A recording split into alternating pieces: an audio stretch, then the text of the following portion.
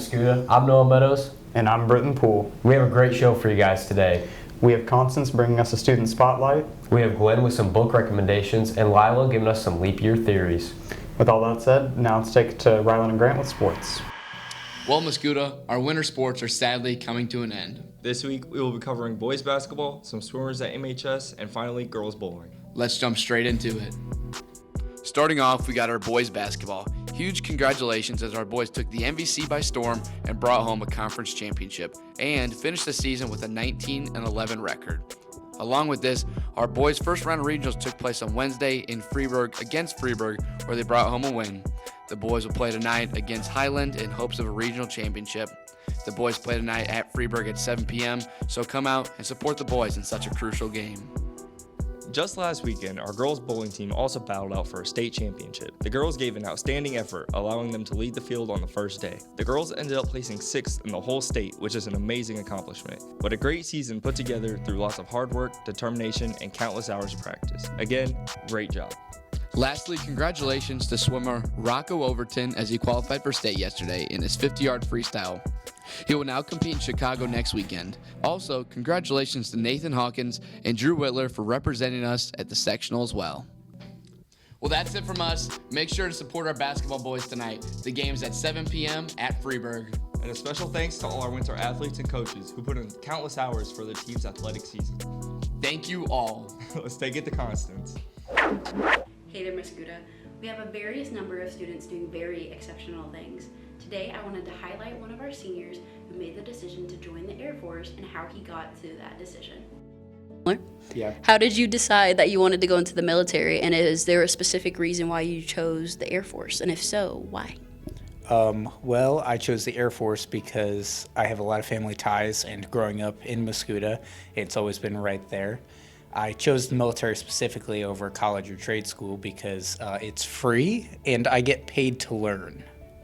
For your peers or your underclassmen that don't know exactly what they want to do right outside of high school, what advice would you give them? If there's something that you love, chase it. If somebody else is trying to lead you away from an idea you have, don't listen to them. Like, go with what you want to do. Look into different things that allow you to get to the goals that you have. Thank you so much for your time, Jacob. We're very proud of you and cannot wait to hear about more of your accomplishments. Now, let's take it back to Noah and Britton.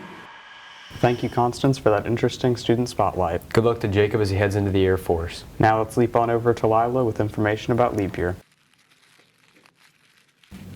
Happy leap year, everyone. Have you guys ever thought about conspiracy theories surrounding leap year? Well, I'm here to talk about it. To start off, let's define leap year. A year occurring once every 4 years that has 366 days, including February 29th as an intercalary day. Now that that's out of the way, let's start with our theories. 4 years ago was the last leap year. 2020 was a year full of surprises.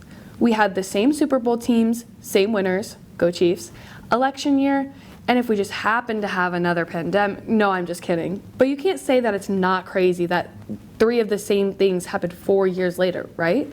Well, some more theories include getting married on leap year increases the lifespan of your marriage. There's also debates going on about leap year. If you were born on February 29th, how old would you be in 4 years? Would you be 1 or 4? Well, I'm going to leave you on that note. Keep thinking about that question. Now let's take it to Gwen with book recommendations. Hey Mascoutah, are you out of fun books to read? The school library is putting on a blind date with a book event. The event entails checking out a book that has its cover censored by wrapping paper. After reading the book, you rate it and place your rating into the special bucket for a prize. If you're not one for surprises, then here are some good book recommendations from the student body themselves. I highly recommend Stephen King's The Shining. It talks a lot about the insane mental capacity that that person can have if they are long away from things.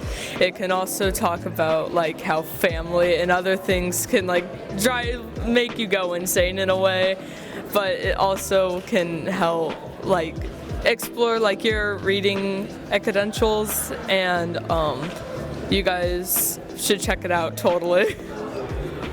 I would recommend From Blood and Ash by Jennifer Armstrong. Very good book. I would recommend Keeper of the Lost Cities. It's about this girl who has a whole bunch of powers that she doesn't even know about. At first she even thought she was human, and that's pretty crazy, considering that she's an elf of mixed DNA, and she has to go and save the world with her friends and all that.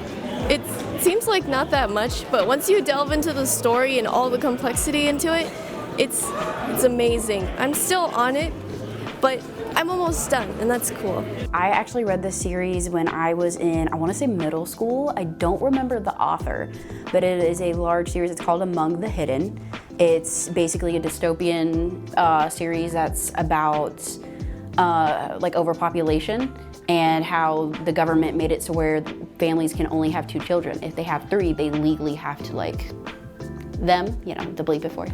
But there's this family, and you're in the like first person of the kid who is the 3rd child, and he's a secret. But then the government will come in and like check to make sure you're not hiding any kids. So he lives in the attic, and he like looks across the street and sees that there's a light in his neighbor's attic. So he's like, is there another person that's like me?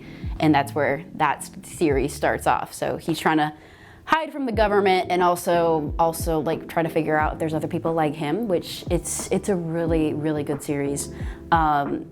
I definitely recommend that one. I recommend Beneath the Moon. I would recommend Reminders of Him by Colleen Hoover. I know there's a lot of controversy with Colleen Hoover's books, but that was what got me back into reading, and I can't say enough good stuff about it. It's so good. I would recommend the Cycle of Inheritance series written by Christopher Poloni for all those people who like fantasy journeys and fighting. It tells us about a kid who found a dragon egg and trained that dragon, went on this long journey, trained to get stronger to take care of the evil king that rules over the land. Wow, what interesting selections.